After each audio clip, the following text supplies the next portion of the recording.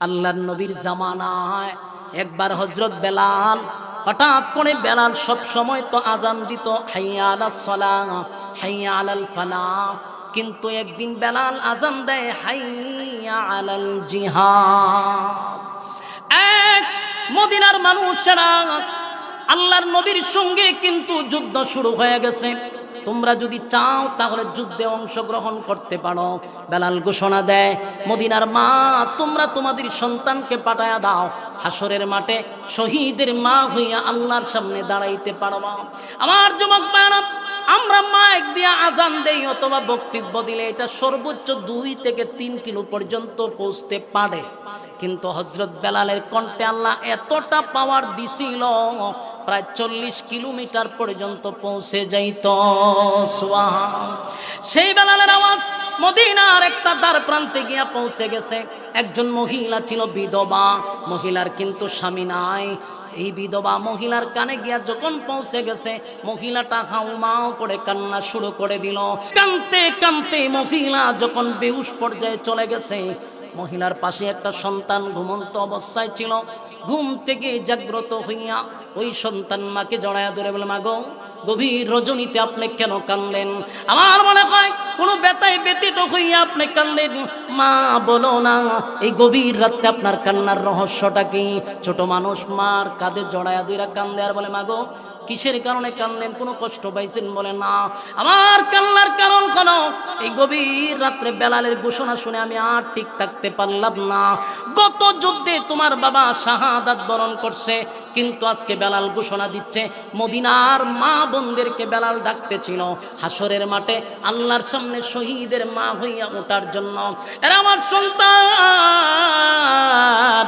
আমার একটা উপযুক্ত সন্তান যদি আজকে থাকতো, আমি যুদ্ধের ময়দানে পাঠায়া দিতাম, হাসরের মাঠে আমি শহীদের মা হয়ে আল্লাহর সামনে দাঁড়াইতে পারতাম।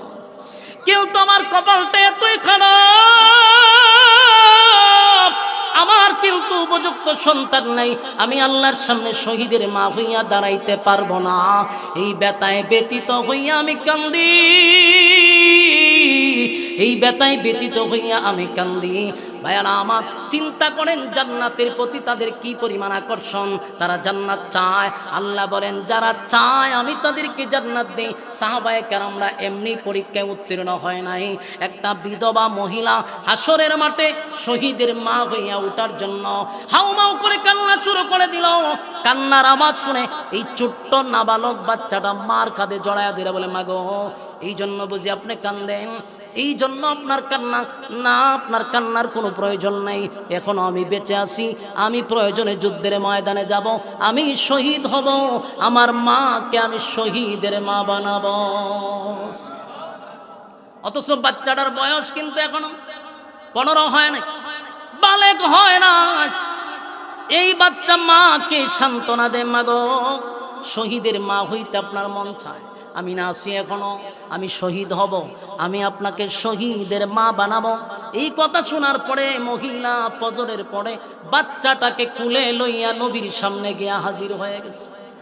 ডাক দেয়া বলে, আল্লাহর পয়গম্বর, আমার স্বামী গত যুদ্ধের ময়দানে গিয়া শাহাদাত বরণ করছে। বেলাল গত রাত্রে ডাক দিছে, মদিনার মা বোনদেরকে উদ্দেশ্য করে বলছে, শহীদের মা হইতে চাইলে যেন তাদের সন্তানকে পাঠায়া দেয়। আগার আমি আমার উপযুক্ত কোনো সন্তান না, তাই আমি আমার এই বাচ্চা লইয়া আপনার সামনে হাজির হইছি। আল্লাহর নবী তাকায়া দেখে একেবারে ছোট বাচ্চা, তরবারিও তার থেকে অনেক বড়। নবী বললেন, মাগো এই বাচ্চা যুদ্ধের ময়দানে নিয়ে কি হবে? আমি তারে দিয়া কি করব? তরবারির চেয়েও তার অবস্থান আরো নিচে, আমি তারা নিয়ে কোন কাজে লাগাবো? আল্লাহর নবী তারে সুন্দর করে বুঝাইলেন, কিন্তু মহিলা বুঝে না, মানেও না, শুনেও না। পিছনে গিয়া লাইনে দাঁড়ায় গেছে। সাহাবায়ে কেরাম লক্ষ্য করে দেখে পুরুষের লাইনে মহিলা দাঁড়ায় আছে। দৌড়ায় গিয়া বলেন, মাগো আল্লাহর নবী না আপনারে বুঝাইছে, আমরা ছোট বাচ্চাদেরকে এলাও করি না, নাবালক বাচ্চাকে তো প্রশ্নই আসে না, আপনি কেন এখানে দাঁড়াইলেন? মহিলা কয়, আমি হাসরের মাঠে শহীদের মা হইয়া দাঁড়াইতে চাই। আল্লাহ নবীর সাহাবীরা মহিলাকে কত না বুঝাইল, কিন্তু মহিলা বুঝে না, মানে না, শোনে না। চেঁচামেচির কারণে আল্লাহর পয়গম্বরের কান পর্যন্ত যখন আওয়াজটা পৌঁছে গেল, পয়গম্বর এসে বললেন, সাহাবীরা রে, কিসের জন্য তোমরা এত চেঁচামেচি করতেছিলা? বলে, হুজুর কত না বুঝাইলেন, এই মহিলা তো বুঝে না, মহিলারে বুঝাইলেও মানে না। দেখেন না কতভাবে বুঝাইলাম, কিন্তু মহিলার কথা হলো এই বাচ্চাকে যুদ্ধের ময়দানে পাঠাবে। আল্লাহর নবী বলেন, মাগো আপনাকে না বললাম এত ছোট বাচ্চা যুদ্ধের ময়দানে নেওয়া হয় না, কেন আপনি দাঁড়াইলেন আর কেনই বা বাধা দিচ্ছেন? বলে, নবী গো, আমি জানি আমার এই ছোট্ট বাচ্চা যুদ্ধের ময়দানে কোনো কাজে আসবে না, কোনো কাজে লাগবে না, কিন্তু একটা কাজে লাগবে আমি জানি।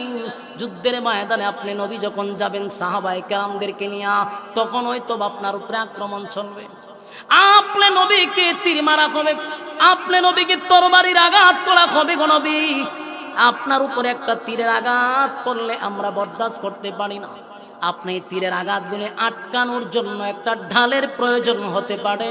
আমার এই ছোট্ট বাচ্চাটারে দুই পা এইভাবে ধরবেন, দুইটা হাত এইভাবে ধরবেন, যখন আপনাকে তীর মারবে, ডান দিকে তীর মারলে ডান দিকে বাচ্চাটাকে ধরে রাখবেন, বাম দিকে যখন তীর মারবে বাম দিকে ধরে রাখবেন। একটা তীরের আঘাত যেন আপনি নবীর উপরে না পড়ে, আমার সন্তানের বুকটা জাজরা হয়ে যাক, কোনো সমস্যা নাই। আপনি নবীর শরীরে যদি তীরের আঘাত পড়ে আমি বরদাস্ত করতে পারবো না। একটা জবান বন্ধ রাখবেন না, জুড়ে কোন আল্লাহু আকবার, আর জুড়ে কোন আল্লাহু আকবার। এই ঈমানের আওয়াজ দিয়ে বলেন আল্লাহু আকবার। সাহাবায়ে কেরামদের ঈমান, সাহাবায়ে কেরামদের ঈমান, আল্লাহর নবীর চোখ দিয়া পানি চলে আসছে রে। নবীজি তাকায়া দেখে জান্নাতে যাওয়ার জন্য এই মহিলার এত আকর্ষণ, জান্নাতে যাওয়ার জন্য এই মহিলা পাগল পাগল হয়ে গেল, নিজের সন্তানকে ডাল স্বরূপ নবীর কাছে তুলে দিল। আল্লাহর নবী মহিলাটারে বুঝাইলেন আর বললেন, মাগো আপনি কেন এইভাবে ছোট মানুষের মতো আবদার করতেছেন? নবী বুঝাইলেন, বাচ্চাটা বড় হোক, তারপরে হয়তো বা যুদ্ধের ময়দানে যাবে, এত ছোট বাচ্চা যুদ্ধের ময়দানে এলাও করা হয় না। আমার যুবক ভাইরা, মা বুঝলেন, বাচ্চা লইয়া যখন রওনা দিছে, কিন্তু বাচ্চাই তো বুঝে না। ওই মা, এতক্ষণ আপনি কথা বলছেন আল্লাহর নবীর সঙ্গে, আমারও তো কিছু কথা বাকি আছে। সুবহানাল্লাহ। আপনি না হয় কথা বললেন, আমারও কিছু কথা বাকি আছে গো, আমাকে একটু সুযোগ করে দাও, আমি আমার নবীর সঙ্গে কথা বলবো।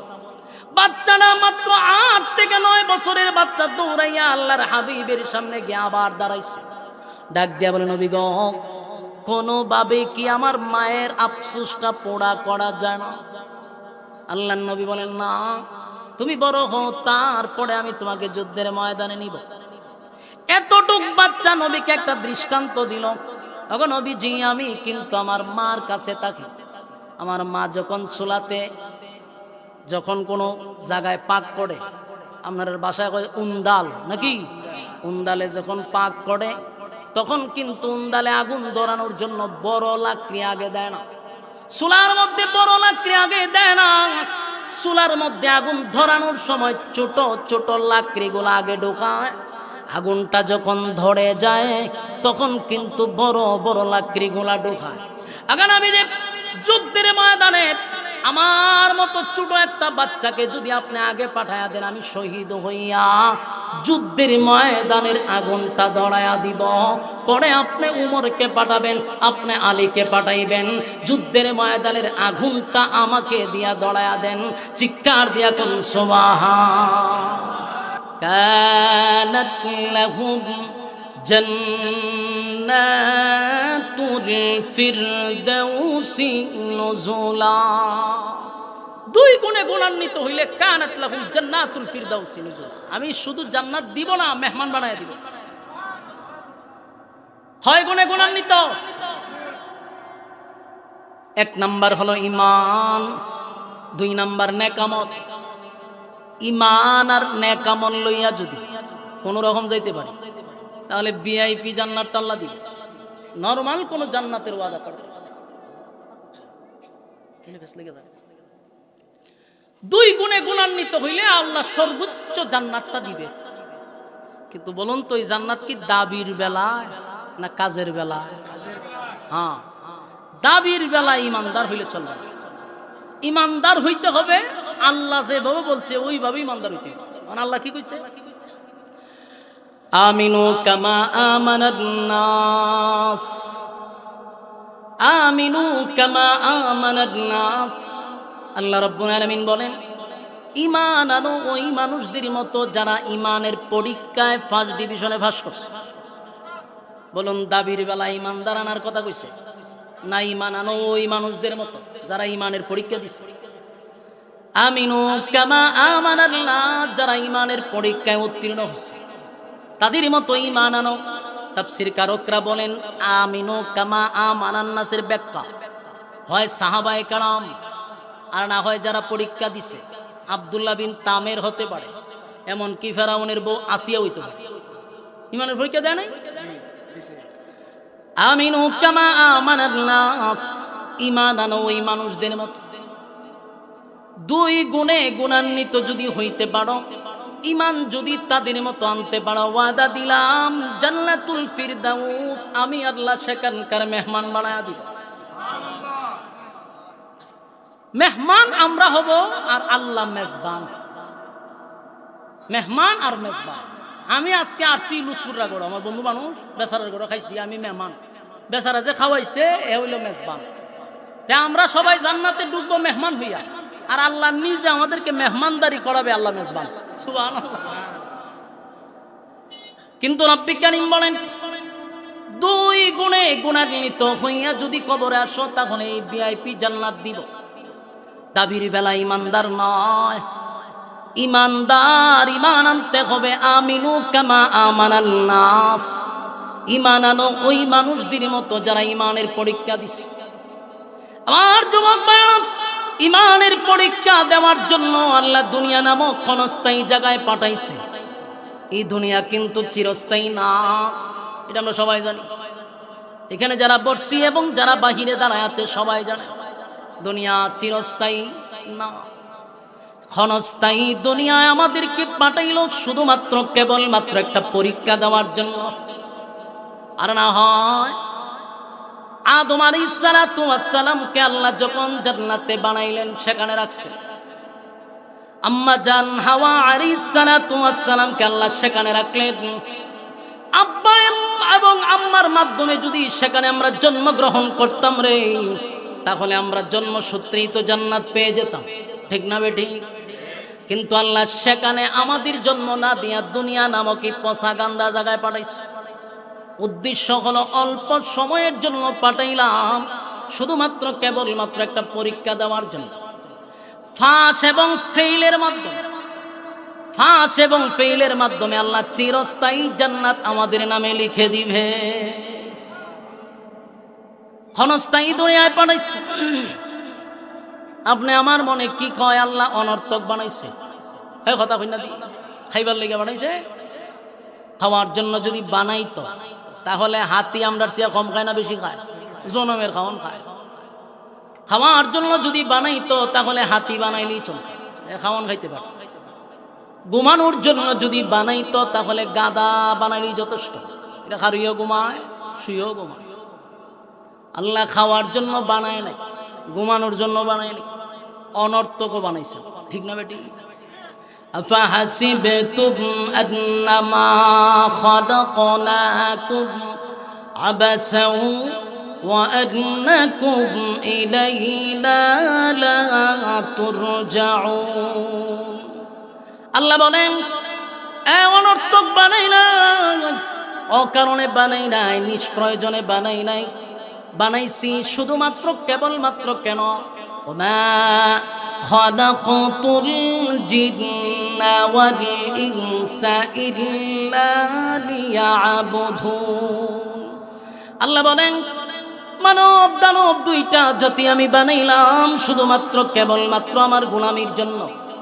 তাহলে আমরা বুঝতে পারছি আল্লাহ আমরা অনর্থক বানায় না, আল্লাহ আমরারে বানাইছে গোলামির জন্য। গোলামিটা যদি না করি তাহলে আমরা ছেড়ে দিব, কথা হইল না? গোলামি না করলে আল্লাহ ছেড়ে দিবে না। আল্লাহ বলেন গোলামি না করে 2 গুণে গুণান্বিত হইয়া যদি কবরে না যায় তাহলে জাহান্নাম আমাদের জন্য অপেক্ষা আছে। ইন্না জাহান্নামা কানাত মিরসাদা, নিশ্চয় জাহান্নাম আমাদের জন্য উত পেতে বসা। লিত্তাগিনা মাআবা, সীমা লঙ্ঘন যারা করছে, এমন করে যারা জীবন যাপন করলো, আল্লাহ রাব্বুল আলামিন বলেন লিত্তাগিনা মাআবা, সীমা লঙ্ঘন যারা করছে তাদের জন্য জাহান্নাম। লাবিসিনা ফিহা আহকাবা, যুগের পর যুগ সেখানে আমাদের অবস্থান করতে হবে। কারণ এই দুনিয়া চিরস্থায়ী নয়, এটা ক্ষণস্থায়ী, কিন্তু পরকালটা কোনো চিরস্থায়ী। এই দুনিয়ায় অল্প সময়ের জন্য আমরা আসছি, কিন্তু এখানে চিরস্থায়ী না আমরা জানি। আল্লাহ বলেন যদি 2 গুণে গুণান্বিত না হইয়া কবরে আসোস তাহলে বান্দা শোন, ইন্না জাহান্নামা কানাত মিরসাদা, নিশ্চয়ই জাহান্নাম উৎপাইতা বসা। সীমা লঙ্ঘন করলে, মন গড়া জিন্দেগি চালাইলে, যেমনে মনে চায় এমনেই যদি চলি, তাহলে আল্লাহ বলেন লাবিসিনা ফিহা আহকাবা, যুগের পর যুগ সেখানে অবস্থান করো। লা ইয়াযুকুনা ফিহা বারদান ওয়ালা শারাবা, সেখানে পিপাসা লাগলে শরবতের কোনো ব্যবস্থাও করা হবে না, ঠান্ডা পানিরও কোনো ব্যবস্থা করা হবে না। আল্লাহ বলেন মানুষ পানির পিপাসায় যেদিন চিৎকার শুরু করবে, 1 দিন 2 দিন নয়, কমপক্ষে 1000 বছর শুধু পানির আবদার করবে। কত বছর? কথা হয় না? 1000 বছর পর্যন্ত মানুষ পানি পানি পানি পানি বলে চিৎকার দিবে রে, কিন্তু মালিক নাফরমানের কথায় কোনো উত্তর দিবে না। অথচ আল্লাহ বলেন দুনিয়া নামন্দি একবার যৌবনকালে আমারে ডাক দিছে রে, 70 বার বান্দা বান্দির ডাকে জবাব দিছি। আজকে জাহান্নামের ভিতরে নাফরমান গুলি আমার জন্য, পানির জন্য আমারে ডাকে। আল্লাহ পানি দেন, পানি দেন। পানির জন্য 1000 বছর ডাকার পরেও মালিক উত্তর আপনার সঙ্গে দিবে না। যদি আল্লাহ সব জবাব দেয় কিন্তু আপনার সঙ্গে না, ফেরেশতাদেরকে জিজ্ঞাসা করবেন নাফরমানটা আমার কাছে কি চায়। ফেরেশতারা বলবে আল্লাহ পানি চায়। কত বছর পরে? 1000 বছর।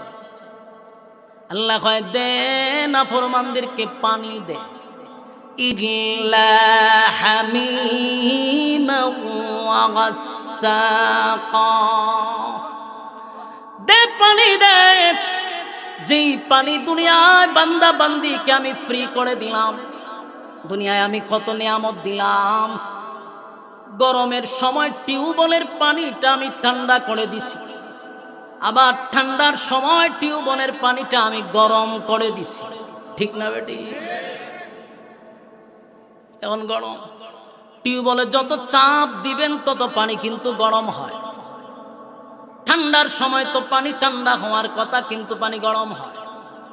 আল্লাহ কয় কত নিয়ামত দিলাম, নিয়ামত পাওয়ার পর আমার বান্দা আমার নিয়ামত খাইয়া আমার নাফরমানি করছে। একবারও বান্দা আমার নিয়ামত খাইয়া আমার শুকরিয়া আদায় করল না। বলুন আল্লাহর নিয়ামতের অস্বীকার কি আমরা করতে পারবো? কোন নিয়ামতের আপনি অস্বীকার করবেন বলেন? একটা মাছ যেইভাবে পানির নিচে ডুবন্ত, আমরা আল্লাহর নিয়ামতের মধ্যে ডুবে রয়েছি। সুবহানাল্লাহ। ফাবিআইয়ি আলা'i রাব্বিকুমা তুকাযযিবান,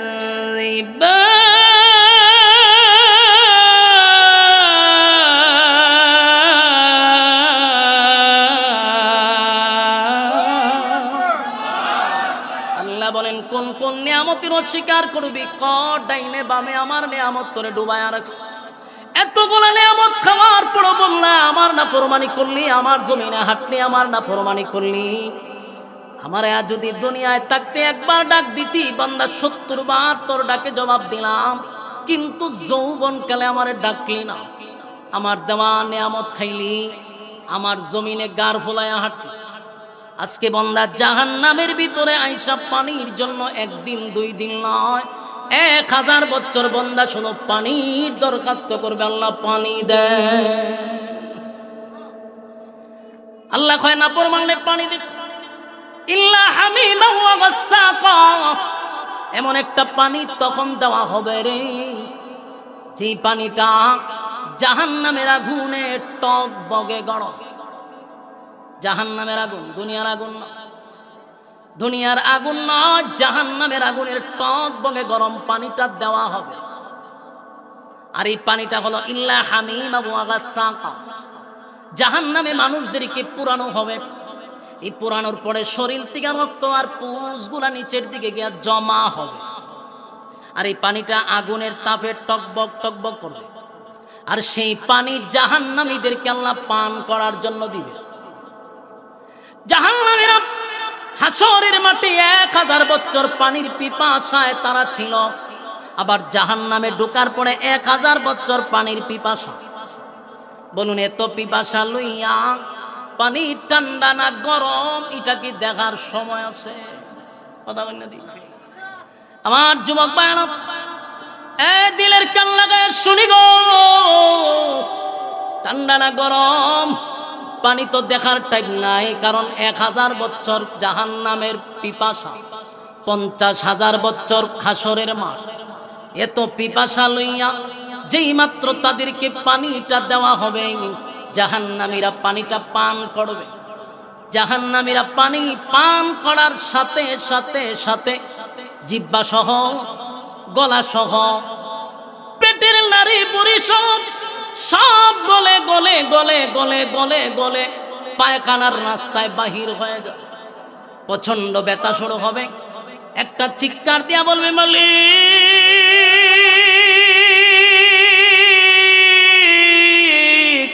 এমন পানি আপনার কাছে আমি চাই নাই। আল্লাহ 1000 বছর হাসরের মাঠে 50 বছর, 50,000 বছর পানির পিপাসা, 1000 বছর জাহান্নামের ভিতরে পানির পিপাসা। আল্লাহ এটা কেমন পানি দিলেন, যেই পানি পান করার পরে পায়খানার রাস্তা দিয়ে গলে গলে সব বাহির হয়ে গেল। কান্না শুরু করবে। আল্লাহ পানি পান করার আগেই তো ভালো ছিল, পানি পান করার আগেই তো ভালো ছিল। কেমন পানি পান করাইলে কষ্ট বেড়ে গেল। এবার চিৎকার দেয়া হয় আল্লাহ এটা কেমন পানি দিলেন? মালিক তো কথা বলে না। 1000 বছর মালিকের জবান থেকে কোনো উত্তর পায় নাই। এইবার পানি পান করার পরে বান্দা বান্দি যখন চিৎকার শুরু করবে, আল্লাহ তখন ডাক দেয়া হয় জাযাআও ওয়াফাকা। আমার যুবক ভাইরা, একটা হলো শারীরিক কষ্ট, আর একটা হলো মানসিক কষ্ট। শারীরিক কষ্ট একটা পাইছে, আল্লাহ যখন বলবেন জাযাআও ওয়াফাকা, এই নাফরমানগুলি এখন বুঝ মজা কেমন লাগে। এতক্ষণ তো অপেক্ষায় ছিলেন যে আল্লাহ কথা বললে হয়তো আল্লাহর পক্ষ থেকে কোনো একটা ছাড় পাবো, মালিক যদি আমাদের ডাক শুনে আমাদেরকে একটা ব্যবস্থা করে দিচ্ছে। যখন শুনবেন আল্লাহ নিজে কয় বান্দা এখন বুঝ মজা কেমন লাগে। আমার যুবক ভাইরা, জাহান্নামীরা শারীরিক কষ্টের থেকে এখন মানসিক কষ্টটা বেশি বেড়ে যাবে। তার মানে এখন আর তাদেরকে সাপোর্ট অনন্তকাল। বলুন এটার কোনো সীমা আছে? হ্যাঁ কথা কই না ঠিক না? আপনার পক্ষে কেউ সাফাইও গাইবে না। এটা দুনিয়া না, একটা মামলা সামলা হইলে ফাতি নেতার থেকে দুইটা বড় নেতা পর্যন্ত তো আছে, ঠিক না? ঠিক জোড়া কোন 5 কোন 12 কোন করার পরও জামিন পায় কেন? উপরে নেতা আছে, লগিং কইরা কইরা জামিন পাইতেছে। এই যে খালা মানিক কিয়া বিচারপতি, কত আকাম কুকাম করছে, কত মানুষ নির্দোষ মানুষকে জেলখানায় দিছে, কত নির্দোষ মানুষকে ফাঁসির কাস্টে ঝুলাইছে। আজকে খালা মানিককে জামিন দিয়ে দিতেছে। শুধু খালা মানিককে নয়, এরকম বহু মানিককে গুপে গুপে জামিন দিয়া দিয়া দাদার দেশে পাঠাইয়া দেওয়া হচ্ছে। কেন? ফাতিনা তার থেকে নিয়ে বড় নেতা পর্যন্ত আছে, খালি লগিং এর উপরে চলতেছে। বাংলাদেশ এমনি ঠাড়া পড়তেছে না, ঘন ঘন যে ঠাড়া পড়তেছে বুঝেননি? অভিশাপের কারণে বহু নির্দোষ মানুষ এখনো জেলখানায় আছে, বহু আলেমরা জেলখানায় এখনো আছে। নির্দোষ আলেমদের জেলখানায় তাদের চোখের পানি প্রতিদিন পড়তেছে। এদের জামিন হয় না, দর্শনকারীর জামিন হয়, খুনিদের জামিন হয়, অপরাধীর জামিন হয়, আলেমদের জামিন দেয় না। এদেশে কুত্তা মারলে বিচার হয়, আলেমদের নির্দোষ আলেমরা জেলখানায় আছে, তাদের ব্যাপারে কেউ নাক গলায় না। শুধু বড় বড় ডাকাতগুলিকে জেলখানাতে জামিন দিয়ে দিয়া দাদার দেশে পাঠাইতেছে। সম্মানিত সুধী, আমরা শুধু এতটুকু বলতে চাই, 16 বছরের ইতিহাস আপনারা মনে রাখেন, তাহলে সামনের রাস্তা চলতে আপনাদের সুবিধা হবে। এই বাংলাদেশে আলেমদেরকে মাইনাস করে অতীতে কেউ থাকতে পারে নাই, ভবিষ্যতে থাকবে এটার কোনো গ্যারান্টি নাই। এই বাংলাদেশে থাকতে গেলে আলেমদেরকে আপনারা গণে থাকতে হবে, আলেমদেরকে গণতে হবে। আলেম মাইনাস করে বাংলাদেশে থাকা অতীতেও সম্ভব ছিল না, এখনো সম্ভব না। আমরা যে এতবার বলতেছি, আপনাদের কানের ভিতরে ঢুকতেছে না যে আমাদের অনেক নির্দোষ আলেমরা জেলখানায় বন্দী, এদেরকে জামিন দেন না কেন? খালা মানিককে জামিন দেয়, সুর বাটপার বদমাশগুলারে জামিন দিয়ে দিতেছে। যে আলেমরা অপরাধ কি সে নিজেও জানে না। এই জন্য ভাই, আমাদের ফিট দেয়ালে ঠিক গেলে কিন্তু আমরা বসে থাকবো। মরণ খামুর আছে না, একটা মরণ খামুর দিতে হইব, আওয়াজ তুলতে হবে। অসংখ্য নিরহ আলেমরা জেলখানায় আছে। এই যে আজকে দেখেন, অন্যান্য দেশে যুদ্ধ কইরা যে পরিমাণ মানুষ মারা যায়, সোনার বাংলাদেশে বিনা যুদ্ধে প্রতিদিন কয়েকশো মানুষ মারা যেতেছে। খুন খারাপি নাহলে অ্যাক্সিডেন্টে, প্রতিদিন অ্যাক্সিডেন্টে মানুষ মারা যেতেছে। গত কালকে না আগের দিন একটা পুরা যাত্রীবাহী জাহাজ ডুবে গেছে, 90 ফিট পানির তলে চলে গেছে।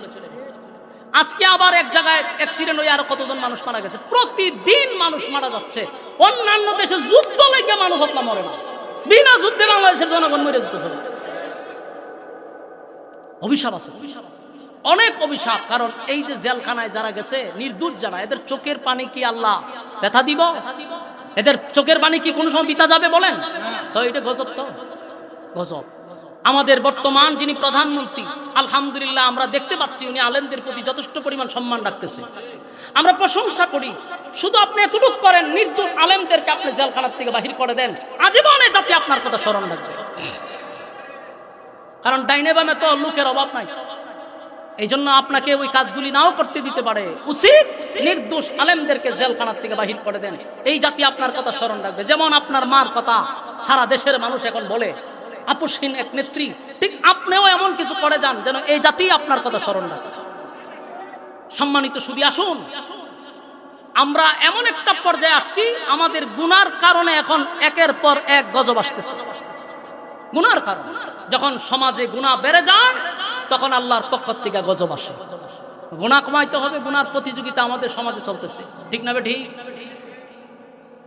আমার যুবক ভাইরা, যেই কথা বলতেছিলাম, একটা হলো শারীরিক কষ্ট, আর একটা হলো মানসিক কষ্ট। জাহান্নামের আগুনে জ্বলতেছেন, এটা আপনার শারীরিক কষ্ট। আর আল্লাহ যখন আপনারে কইব, হন মজা বুঝ কেমন লাগে, দুনিয়াত নামান নিয়ামত খাইছিলে, আমি তোদেরকে নিয়ামত দিছি, নিয়ামত খাইয়া বুক ফুলাইয়া আমার জমিনে চলছস, আমারটা খাইয়া আমার না ফরমানি করছস, বুঝ কেমন লাগে। তখন আপনার শুরু হবে মানসিক কষ্ট। বলুন কি কষ্ট?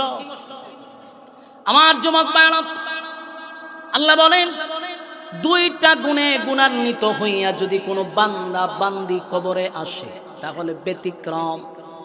যদি 2 গুণে গুণান্বিত না হন, তাহলে জাহান্নাম।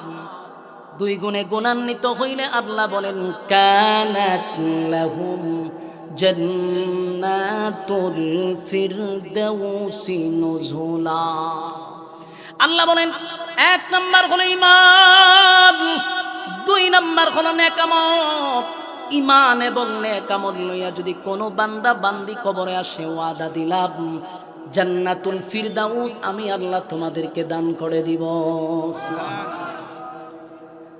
আমার যুবক ভাইরা, তবে ঈমান আনবো কার মতো? আমিনু কামা আমানান নাস, ঈমান আনবো ওই মানুষদের মতো যারা ঈমানের পরীক্ষায় ফার্স্ট ডিভিশনে পাস করছে। ঠিক না বেঠিক?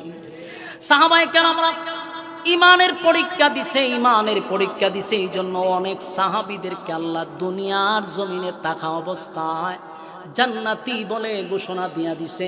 আল্লাহ নিজেই বলছেন, তুমি জান্নাতি, তুমি জান্নাতি। জোরে জোরে কোন সুবহান। কারণ দুনিয়ায় থাকতে তারা ঈমানের পরীক্ষায় পাস করছে। কথা কোন ঠিক না বেঠিক? ওই দেন বর করছে, একটু সান বদ্ধ করছে, একটু দেখেন না কেন আপনারা? খালি আমি একলা দেখলই বলি না, আপনারা দেখা দরকার। আচ্ছা যাক, এরা দূরে দূরে ফু দেন, আস্তাগফিরুল্লাহ বলে ফু দেন, ইস্তেগফার করেন। হ্যাঁ, বিরক্ত লাগতেছে না আপনারা? তো বিরক্ত লাগলে তো আমার ডাবল সুবিধা, হুজুরে তাড়াতাড়ি লইয়েন, আমি তাড়াতাড়ি সেরে দিই, আমার কোনো অসুবিধা নাই। আমার ওই যাইতে কত দূর চিন্তা করছো? অন্তত পক্ষে 600-700 কিলোমিটার দৌড়ায় যেতে আমার। এই জন্য আপনার বিরক্ত লাগলে আমার কোনো অসুবিধা নাই, হুজুরে খালি লইয়ে পড়ে। মনোযোগ দিয়া শোনেন, কয়টা গুণে? আরো জোরে, কয়টা? হ্যাঁ, 2 গুণে গুণান্বিত হইলে নরমাল কোনো জান্নাত নয়, ভিআইপি জান্নাত। কিন্তু এটা ব্যক্তিগত যেভাবে দাবি করি, এই দাবির বেলায় ইমানদার হইলে চলবে না। আমিনু কামা আমানান নাস, ঈমান আনতে হবে ওই মানুষদের মতো যারা ঈমানের পরীক্ষা দিয়া ফার্স্ট ডিভিশনে পাস করছে। তাহলে এখানে সাহাবায়ে কেরামরা ধরতে পারে, এরা ঈমানের পরীক্ষা দিছে, আমাদেরও ঈমানের পরীক্ষায় ফাঁস করতে হবে।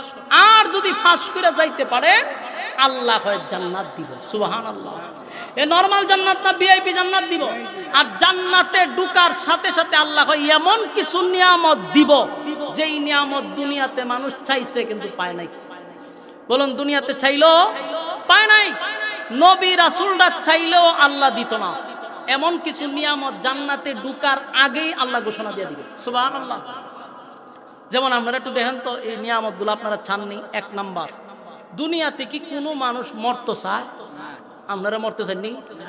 আমিও মরতে চাই না, কেউ মরতে চায় না, আল্লাহর ওলিও মরতে চায় না, সবাই বাঁচতে চায়। ঠিক না ঠিক? আচ্ছা, এখন যদি আমি কই যে মক্কা এবং মদিনার 2জন ইমাম সাহেব রাইনা দরজা লাগাইয়া তোরা হুম 1 মাস খালি দোয়া করবেন, হুজুর আল্লাহ যেন আমার মরণ না দেয়, দোয়া কবুলিব নি? কবুলিব? যতই দোয়া করেন মরণ থেকে পালাইবার কোনো সুযোগ। তাহলে আমরা মরতে চাই না, কিন্তু মরতে হবে। কথা কই না দি?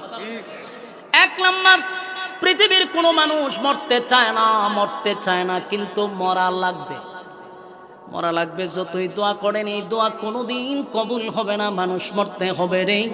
2 নাম্বারটা দেখেন মিলে কিনা। 2 নাম্বার হলো, কোনো মানুষ বৃদ্ধ হতে চায় না, বৃদ্ধ হতে চায় না। বৃদ্ধ আপনারা হইতে চাননি? হ্যাঁ, কথা কেন? দাড়ি যদি সাদা থাকে, এটার নিয়ম তো সেলুন খালা করে লই পড়ে। ঠিক না ঠিক? যদি দিঘায় চাষা কিতা ঘটনা কিতা চেহারা দিয়ে আরেক জাত লাগে, নাহলে বুড়া দেখা যায়। হয়েছে সাদা দাড়ি আছে, খালা বানাই দিচ্ছে। উদ্দেশ্য হলো বৃদ্ধ হতে চায় না। তার মানে 1 নাম্বার হলো মানুষ মরতে চায় না, 2 নাম্বার হলো মানুষ বৃদ্ধ হতে চায় না, কিন্তু বৃদ্ধ হওয়া লাগবে। তাম পৃথিবীর মানুষ দিয়া দোয়া করাইলো, আপনি যুবক হইতে পারবেন না, বৃদ্ধ হওয়া লাগবে। 3 নাম্বার হলো, দেখেন মিলে কিনা। 3 নাম্বার, মানুষের কিছু আলগা চাহিদা আছে, যেমন কালো মানুষ সুন্দর হইতে চায়। ঠিক না? যেই মানুষটা কালো, মৃত্যু পর্যন্ত তার একটা আফসোস থাকে, হায় রে আমি যদি সুন্দর হইতাম। আল্লাহর কাছে দোয়া কইরা কি কোনো মানুষ সুন্দর হইতে পারছে? মক্কা মদিনার ইমাম দিয়া কি কোনো মানুষ সুন্দর হইতে পারছে? এক কালো মানুষ যদি সুন্দর হইতো, তাহলে হাবশি বেলাল সুন্দর হয়ে যাইত। ঠিক না বেটি? নবীর পছন্দের একজন ব্যক্তি, উনিও সুন্দর হয়ে যেত। তার মানে হলো দোয়া দিয়ে মানুষ সুন্দর হয় না। আর একটা দেখেন, খাটো মানুষ সব সময় মনে মনে চিন্তা করে, আমি যদি আরো 2 ইঞ্চি লম্বা হইতাম, অথবা আর একটু লম্বা হইলে ভালো হইতো। ঠিক না বেটি? তার মানে এটাও তার আফসোস, মৃত্যু পর্যন্ত যতই দোয়া করো, খাটো মানুষ কোনোদিন লম্বা হয় না, কালো মানুষ সুন্দর হয় না, বৃদ্ধ মানুষ সব সময় যুবক থাকে না, যুবক মানুষ বৃদ্ধ হওয়া লাগবে। কালো মানুষ সুন্দর হয় না, খাটো মানুষ লম্বা হয় না। একেবারে যারা ক্যাঙ্গারু আমার মতো চিকনা মানুষ, এরাও মোটা হইতে চায়। ঠিক না বেটে? মোড়া মানুষ যারা বেশি তারা মনে মনে চিকন হইতে চায়, ঠিক না বেটি? দুনিয়াটাই হলো আফসুসের জায়গা। যারা স্বাস্থ্য বেশি তারা কয় আমি যদি একটু হালকা হইতাম, স্বাস্থ্যটা যদি কমতো, কত ওষুধ খায়, কত ব্যায়াম করে, চিকনা হইতো, ঠিক না বেটি? আর আমরার মতো ক্যাঙ্গারু যারা, চিকন যারা, আমরা চাই একটু মোড়া হইতাম। কারণ আমার একটা আফসুস, মরার আগ পর্যন্ত থাকবো, আমি আর মোড়া হইলাম না। আমার সব সময় চেয়ার অর্ধেক খালি থাকে ভাই, সারাটা দেশ দৌড়াই আমি, খালি বাংলাদেশের একটা গন্ডিত না, 64টা জেলা আমি চুষা খাই পড়ছি। মাঝে মধ্যে দেশের বাইরে মাঝে লয়ে যাবে আওয়াজ করতে, কিন্তু আমার চেয়ারটা বললাম, এটা আমার মনে একটা কষ্ট, মরার আগ পর্যন্ত। আমার বন্ধু বান্ধব যারা মুডা, এরার কাছে বইলে হয় ভাই এই বডিটা ঠিক আছে, হ্যাঁ আমি বইতে পারি না, সিঁড়ি বাইতারি না, হেদায় যাবে কতক্ষণ আটলে হেতন থামে, তাই হেদায়। আমি আমার 10 তলা তুলে দৌড়ে উঠে যাবো না, আমার কোনো ক্লান্তি নাই। তো দেখলাম মুডা মানুষের একটা আফসুস, আমার মতো চিকন মানুষের আর একটা আফসুস। মুড কত হলো দুনিয়াটাই আফসুসের জায়গা, ঠিক না বে ঠিক? আল্লাহ বলেন দুনিয়া আফসুসের জায়গা, কোনোদিন মানুষের আফসুস পড়া হবে না। কালো মানুষ সুন্দর হইতে চাইলেও সুন্দর হবে না, খাটো মানুষ লম্বা হইতে পারবে না, চিকন মানুষ মোটা হয় না, মোটা মানুষ চিকন হয় না। আফসোস আছে না নাই? আল্লাহ বলেন জান্নাতের ভিতরে যদি 2 গুণে গুণান্বিত হইয়া কোনো বান্দা বান্দি ঢুকতে পারে, 1 নাম্বার নিয়ামত হলো বান্দারে আর কোনোদিন বান্দা বান্দি মরবি না। সুবহানাল্লাহ। একটা জবান বন্ধ রাখবে না, বলুন আল্লাহু আকবার। জান্নাতের ভিতরে মরণ নাই, 1 নাম্বার মরণ নাই, মরণ নাই, আর কোনোদিন মরবেন না। কত বড় নিয়ামত আল্লাহ দিছে, জান্নাতের ভিতরে মরণ নাই। জান্নাতের শুরু আছে কিন্তু জান্নাতের শেষ নাই, 1 নাম্বার নিয়ামত। 2 নাম্বার হলো জান্নাতের ভিতরে কোনোদিন আর বৃদ্ধ হবেন না, আর কোনোদিন দাড়ি সাদা হবে না, চোখের জ্যোতি কমবে না, শরীরটা দুর্বল হবে না। আল্লাহ রাব্বুল আলামিন আপনাকে 32 বছরের যুবক বানায়া দিবে, বয়স কোনোদিন আর 33 হবে না। এরপরে রব্বুল কারীম বলেন জান্নাতের ভিতরে বৃদ্ধ হবে না, খাটো মানুষ আর তার ভিতরে দুঃখ থাকবে না। কমপক্ষে আদম নবীর মতো বডিটা হবে, যেই বডি 120 হাত অথবা 60 হাত লম্বা। সুবহানাল্লাহ। একেবারে কমপক্ষে যদি 120 হাত লম্বা হয়, কিতা বুঝেন? বডি যদি অতকাল লম্বা, তো বুকটা কত ফাঁস হইব। সুবহানাল্লাহ। তখন আর ইতাইতা করণ লাগতো না, এমনি দেখবেন তো চাকা চাকা হয়ে গেছে, ঠিক না বেঠি? ফ্যাটমেট নাই, বডি স্ট্রং থাকবো। সুবহানাল্লাহ। জান্নাতের ভিতরে খাটো মানুষ থাকবে না, আদম নবীর মতো আল্লাহ বডি বানায়া দিবে। তারপরে আল্লাহ বলেন 3 নাম্বার যে আফসোস, হাই রে মানুষের আফসোস হলো সুন্দর মানুষ, কালো মানুষ সুন্দর হইতেছে। যারা কালো, মরার আগ পর্যন্ত তার একটা আফসোস তাই খেয়ে গেল, আমি খালা হইলাম।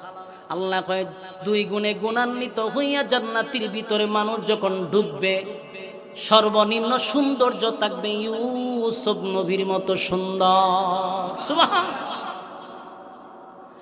আমার যুবক ভাইরা, এই ইউসুফ নবী কেমন সুন্দর জানেন? ইউসুফ নবীকে আল্লাহ পৃথিবীর অর্ধেক সৌন্দর্য দান করছে। জান্নাতের ভিতরে প্রত্যেকটা মানুষের চেহারা হবে ইউসুফ নবীর মতো সুন্দর।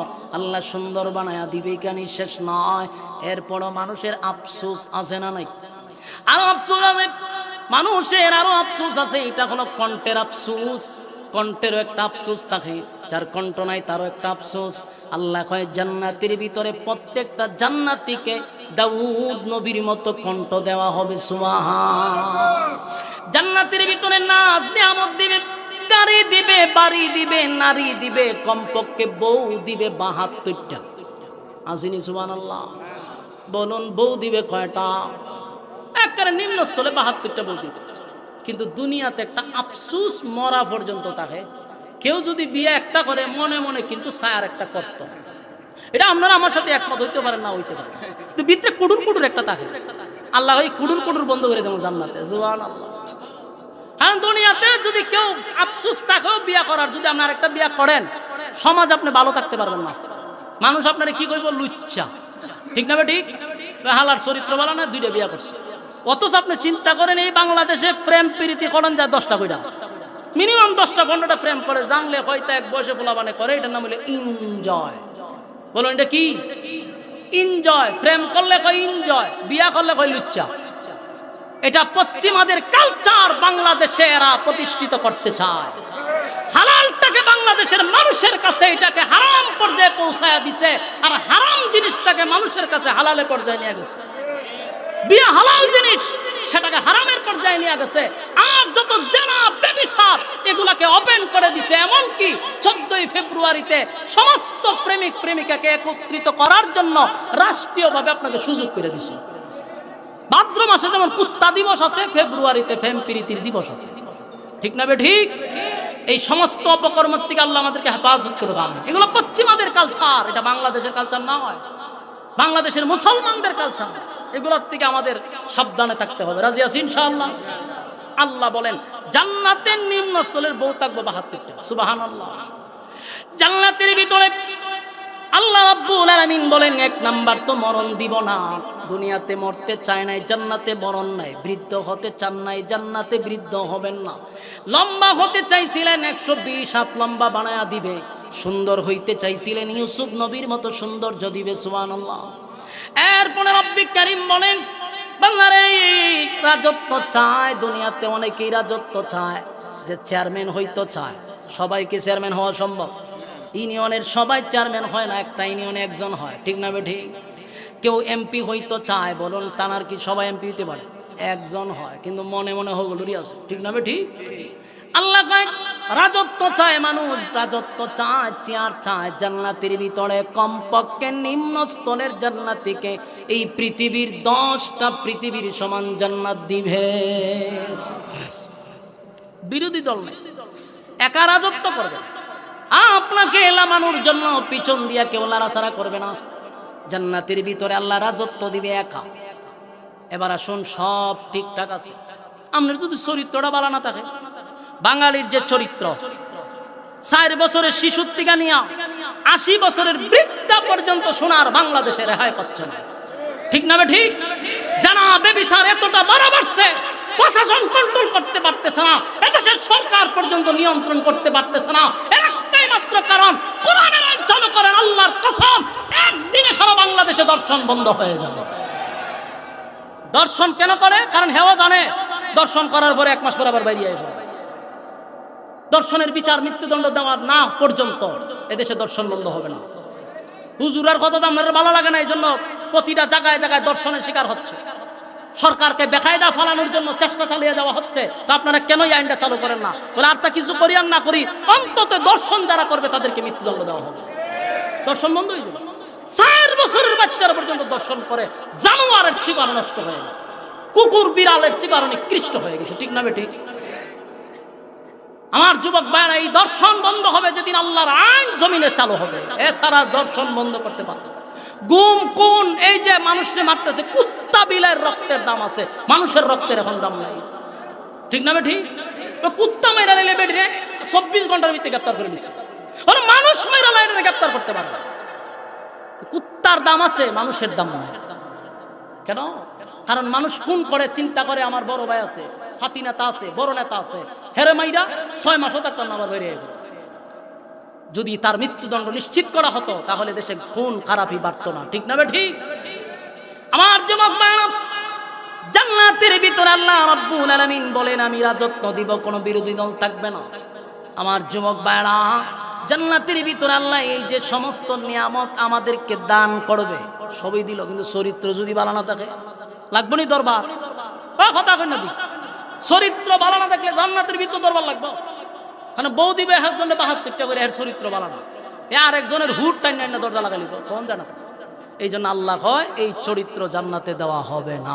সুবহানাল্লাহ। আজিম চরিত্র দিব। বলুন কি চরিত্র? আরো জোরে, আজিম চরিত্র। وَإِنَّكَ لَعَلَى خُلُقٍ عَظِيمٍ।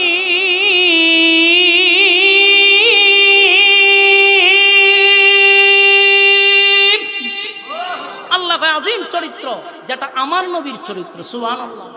এক এক নবীর এক এক গুণ দিয়া জান্নাতে ঢোকাবে। বলুন এক এক নবীর এক এক গুণ দিয়া জান্নাতে ঢুকাবে। চরিত্র আমাদের নবীর চরিত্র উম্মতরে দিয়া দিবে। সুবহানাল্লাহ। এই জন্য কোনো মারামারি নাই, সেখানে কোনো দুর্ঘটনা ঘটবে না। সুবহানাল্লাহ। এখন আমার প্রশ্নের জবাব দেন, এতগুলা নিয়ামত দিয়ে আপনাদের সামনে আমি উপস্থাপন করলাম, বলুন শর্ত আছে না নাই? আরো জুড়ে আমার যুবক ভাইরা, জান্নাতের নাজ নিয়ামত আপনাদের সামনে আমি তুলে ধরলাম অল্প সময়ের ভিতরে। আল্লাহ এই এই নাজ নিয়ামত বান্দা বান্দিকে দিবে, বলুন শর্ত আছে না নাই? এক নাম্বার শর্ত হলো ঈমান, দুই নাম্বার হলো নেক আমল। ঈমান আনতে হবে আমিনু কামা আমানান নাস। দুই নাম্বার হলো নেক আমল করো, নেক আমল হতে হবে নির্বেজাল আমল। বেজাল যুক্ত আমল লইয়া কবরে গেলেও কোনো লাভ হবে না। এক নাম্বার ঈমান আনো ওই মানুষদের মতো যারা অতীতে ঈমানের পরীক্ষা দিছে। জান্নাত পাওয়ার জন্য বান্দা বান্দি তোমার আমার আকর্ষণ থাকতে হবে। জান্নাতের প্রতি যাদের আকর্ষণ নাই, বলুন তারা কি জান্নাত পাইবে এমন কোনো সম্ভাবনা আছে? যে কোনো বিষয় যদি আপনি আমি চাই, তাহলে সেটার প্রতি আপনি আমার লোভ থাকতে হবে, আকর্ষণ থাকতে হবে, ঠিক না বেঠিক?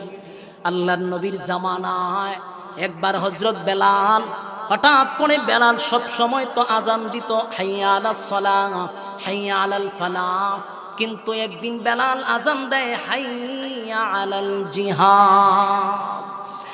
এক মদিনার মানুষেরা আল্লাহর নবীর সঙ্গে কিন্তু যুদ্ধ শুরু হয়ে গেছে, তোমরা যদি চাও তাহলে যুদ্ধে অংশগ্রহণ করতে পারো। বেলাল ঘোষণা দেয়, মদিনার মা তোমরা তোমাদের সন্তানকে পাঠায়া দাও, হাসরের মাঠে শহীদের মা হইয়া আল্লাহর সামনে দাঁড়াইতে পারবা।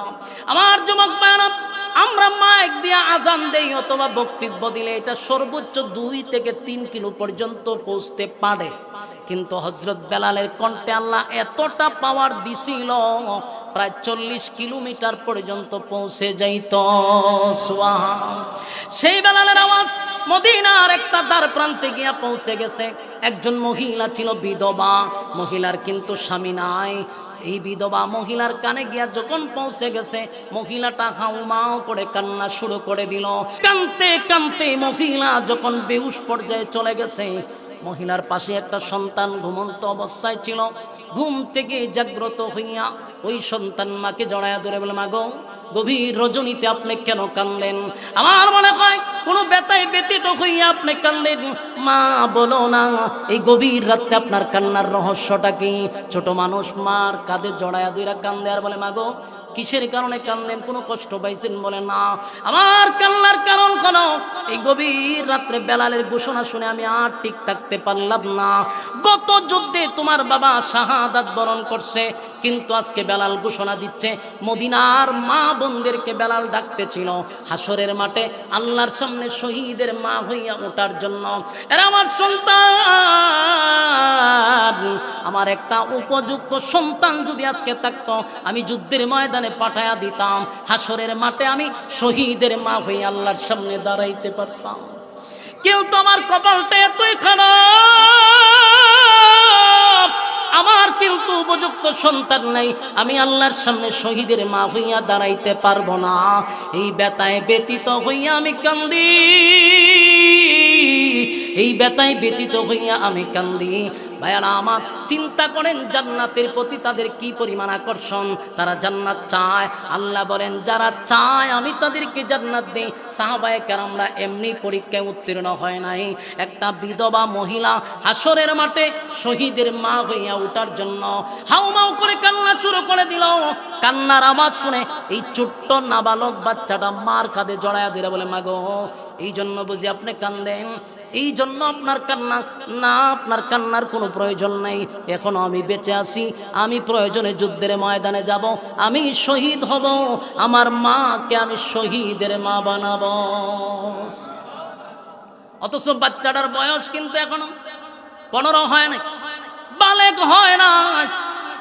এই বাচ্চা মাকে সান্ত্বনা দে, মা গো, শহীদের মা হইতে আপনার মন চায়, আমি না আছি এখনো, আমি শহীদ হব, আমি আপনাকে শহীদের মা বানাবো। এই কথা শোনার পরে মহিলা ফজরের পরে বাচ্চাটাকে কুলে লইয়া নবীর সামনে গিয়া হাজির হয়ে গেছে। ডাক দেয়া বলে, আল্লাহর পয়গম্বর, আমার স্বামী গত যুদ্ধের ময়দানে গিয়া শাহাদাত বরণ করছে। বেলাল গত রাত্রে ডাক দিছে, মদিনার মা বোনদেরকে উদ্দেশ্য করে বলছে, শহীদের মা হইতে চাইলে যেন তাদের সন্তানকে পাঠায়া দেয়। আগার আমি যে আমার উপযুক্ত কোনো সন্তান না, তাই আমি আমার এই বাচ্চা লইয়া আপনার সামনে হাজির হইছি। আল্লাহর নবী তাকায়া দেখে একেবারে ছোট বাচ্চা, তরবারিও তার থেকে অনেক বড়। নবী বললেন, মাগো, এই বাচ্চা যুদ্ধের ময়দানে নিয়ে কি হবে? আমি তারে দিয়া কি করব? তরবারির চেয়েও তার অবস্থান আরো নিচে, আমি তারা নিয়ে কোন কাজে লাগাবো? আল্লাহর নবী তারে সুন্দর করে বুঝাইলেন, কিন্তু মহিলা বুঝে না, মানেও না, শুনেও না। পিছনে গিয়া লাইনে দাঁড়ায় গেছে। সাহাবায়ে কেরাম লক্ষ্য করে দেখে পুরুষের লাইনে মহিলা দাঁড়ায় আছে। দৌড়ায় গিয়ে বলেন, মাগো, আল্লাহর নবী না আপনারে বুঝাইছে, আমরা ছোট বাচ্চাদেরকে এলাও করি না, নাবালক বাচ্চাকে তো প্রশ্নই আসে না, আপনি কেন এখানে দাঁড়াইলেন? মহিলা কয়, আমি হাসরের মাঠে শহীদের মা হইয়া দাঁড়াইতে চাই। আল্লাহর নবীর সাহাবীরা মহিলাকে কত না বুঝাইল, কিন্তু মহিলা বুঝে না, মানে না, শোনে না। চেঁচামেচির কারণে আল্লাহর পয়গম্বরের কান পর্যন্ত যখন আওয়াজটা পৌঁছে গেল, পয়গম্বর এসে বললেন, সাহাবীরা রে, কিসের জন্য তোমরা এত চেঁচামেচি করতেছিলা? বলে, হুজুর, কত না বুঝাইলেন, এই মহিলা তো বুঝে না, মহিলারে বুঝাইলেও মানে না। দেখেন না কতভাবে বুঝাইলাম, কিন্তু মহিলার কথা হলো এই বাচ্চাকে যুদ্ধের ময়দানে পাঠাবে। আল্লাহর নবী বলেন, মাগো, আপনাকে না বললাম এত ছোট বাচ্চা যুদ্ধের ময়দানে নেওয়া হয় না? কেন আপনি দাঁড়াইলেন আর কেনই বা বাধা দিচ্ছেন? বলে, নবী গো, আমি জানি আমার এই ছোট্ট বাচ্চা যুদ্ধের ময়দানে কোনো কাজে আসবে না, কোনো কাজে লাগবে না, কিন্তু একটা কাজে লাগবে। আমি জানি যুদ্ধের ময়দানে আপনি নবী যখন যাবেন সাহাবায়ে কেরামদেরকে নিয়ে, তখন হয়তো আপনার উপরে আক্রমণ চলবে, আপনি নবীকে তীর মারা হবে, আপনি নবীকে তরবারির আঘাত করা হবে। গো নবী, আপনার উপরে একটা তীরের আঘাত পড়লে আমরা বরদাস্ত করতে পারি না। আপনি তীরের আঘাতগুলি আটকানোর জন্য একটা ঢালের প্রয়োজন হতে পারে। আমার এই ছোট্ট বাচ্চাটারে দুই পা এইভাবে ধরবেন, দুইটা হাত এইভাবে ধরবেন। যখন আপনাকে তীর মারবে, ডান দিকে তীর মারলে ডান দিকে বাচ্চাটাকে ধরে রাখবেন, বাম দিকে যখন তীর মারবে বাম দিকে ধরে রাখবেন। একটা তীরের আঘাত যেন আপনি নবীর উপরে না পড়ে, আমার সন্তানের বুকটা জাজরা হয়ে যাক, কোনো সমস্যা নাই। আপনি নবীর শরীরে যদি তীরের আঘাত পড়ে, আমি বরদাস্ত করতে পারবো না। একটা জবান বন্ধ রাখবেন না, জুড়ে কোন আল্লাহু আকবার, আর জুড়ে কোন আল্লাহু আকবার। এই ইমানের আওয়াজ দিয়ে বলেন আল্লাহু আকবার। সাহাবায়ে কেরামদের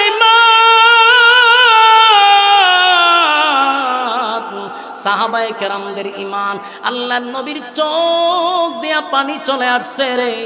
নবীজি তাকায়া দেখে জান্নাতে যাওয়ার জন্য এই মহিলার এত আকর্ষণ, জান্নাতে যাওয়ার জন্য এই মহিলা পাগল পাগল হয়ে গেল। নিজের সন্তানকে ডাল স্বরূপ নবীর কাছে তুলে দিল। আল্লাহর নবী মহিলাটারে বুঝাইলেন আর বললেন, মাগো, আপনি কেন এইভাবে ছোট মানুষের মতো আবদার করতেছেন? নবী বুঝাইলেন, বাচ্চাটা বড় হোক, তারপরে হয়তো বা যুদ্ধের ময়দানে যাবে। এত ছোট বাচ্চা যুদ্ধের ময়দানে এলাও করা হয় না। আমার যুবক ভাইরা, মা বুঝলেন, বাচ্চা লইয়া যখন রওনা দিছে, কিন্তু বাচ্চাই তো বুঝে না। ওই মা, এতক্ষণ আপনি কথা বলছেন আল্লাহর নবীর সঙ্গে, আমারও তো কিছু কথা বাকি আছে। সুবহানাল্লাহ। আপনি না হয় কথা বললেন, আমারও কিছু কথা বাকি আছে গো, আমাকে একটু সুযোগ করে দাও, আমি আমার নবীর সঙ্গে কথা বলবো। বাচ্চাটা মাত্র 8 থেকে 9 বছরের বাচ্চা দৌড়াইয়া আল্লাহর হাবিবের সামনে গিয়ে আবার দাঁড়াইছে। ডাক দিয়া বলে, নবী গো, কোনোভাবে কি আমার মায়ের আফসোসটা পোড়া করা যায় না? আল্লাহর নবী বলেন, না, তুমি বড় হও, তারপরে আমি তোমাকে যুদ্ধের ময়দানে নিব। এতটুক বাচ্চা নবীকে একটা দৃষ্টান্ত দিল। ওগো নবীজি, আমি কিন্তু আমার মার কাছে থাকি। আমার মা যখন চুলাতে যখন কোনো জায়গায় পাক করে, আপনার বাসায় কয় উন্দাল নাকি, উন্দালে যখন পাক করে তখন কিন্তু উন্দালে আগুন ধরানোর জন্য বড় লাকড়ি আগে দেয় না, চুলার মধ্যে বড় লাকড়ি আগে দেয় না, চুলার মধ্যে আগুন ধরানোর সময় ছোট ছোট লাকড়িগুলো আগে ঢোকায়। আগুনটা যখন ধরে যায় তখন কিন্তু বড় বড় লাকড়িগুলা ঢোকায়। আগান আমি যে যুদ্ধের ময়দানে আমার মতো ছোট একটা বাচ্চাকে যদি আপনি আগে পাঠায়া দেন, আমি শহীদ হইয়া যুদ্ধের ময়দানের আগুনটা ধরায়া দিব। পরে আপনি উমরকে পাঠাবেন, আপনি আলীকে পাঠাইবেন, যুদ্ধের ময়দানের আগুনটা আমাকে দিয়া ধরায়া দেন। চিৎকার দিয়া কোন সুবহান। আমার যুবক ভাইরা, এই জন্য আল্লাহ বলেন আমিনু কামা আমানান নাস, ঈমান আনো ওই মানুষদের মতো যারা ঈমানের পরীক্ষায় ফার্স্ট ডিভিশনে পাস করছে। ঈমান আনো ওই মানুষদের মতো যারা ঈমানের পরীক্ষায় ফার্স্ট ডিভিশনে পাস করছে, তাদের মতো ঈমান আনো, তাদের মতো ঈমান আনো।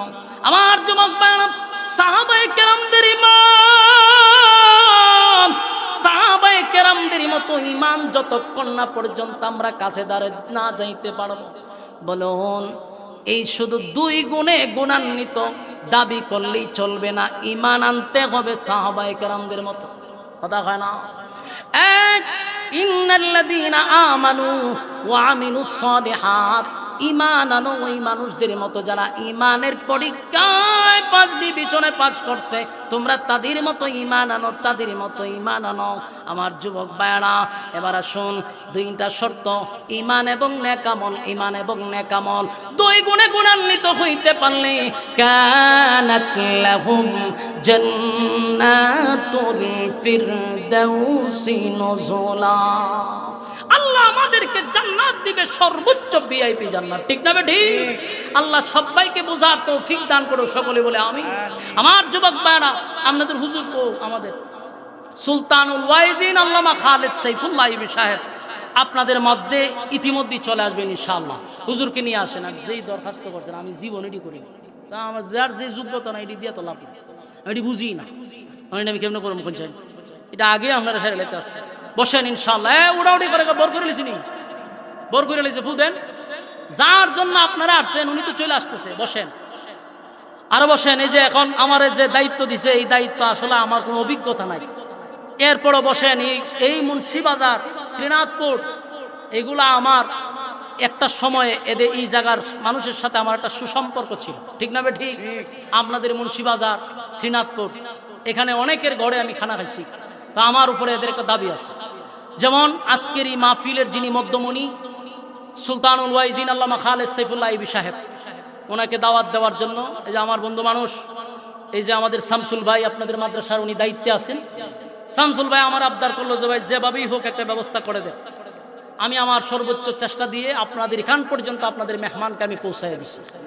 আমার ড্রাইভার গেছে ছুটিতে, আমি নিজে এই অসুস্থ শরীর নিয়ে নিজে ড্রাইভ করে আমি আপনাদেরকে আসছি, এবং আপনাদেরই মাহফিল শেষ করে ওই লালমনিরহাট আমার প্রোগ্রাম রংপুর ফাইরিয়া, এরপর আমি না আসলেও পারতাম, কিন্তু আমি না দাওয়াত দিছি, যদি আমি না আসি তাহলে প্রধান বক্তা আইবনি, বলে মিয়া দাওয়াত দিয়েছেন আপনিই নাই। এই জন্য নিজে দায়িত্ব নিয়ে আপনাদের এখানে উপস্থিত হয়েছি। এখন আসার পরে যদি উনি এলোমেলোটা দেখে, যেইভাবে আপনারা এতক্ষণ সময় মৌমাছির মতো বসা ছিলেন, হুজুর আইসা যেন সুন্দর একটা পরিবেশ দেখে, তাহলে যেন ওনার মন মানসিকতা ভালো থাকে, না মাশাআল্লাহ এলাকার মানুষ খুব ভদ্র, এই লড়াছড়াত নাই। যারা ভর করছে আপনারা মেহরবানি করে সূরা খারাপ করে ভিতরে ঢুকে যান না। ঠিক না বেটি? হুজুর আইতাছে ইনশাআল্লাহ।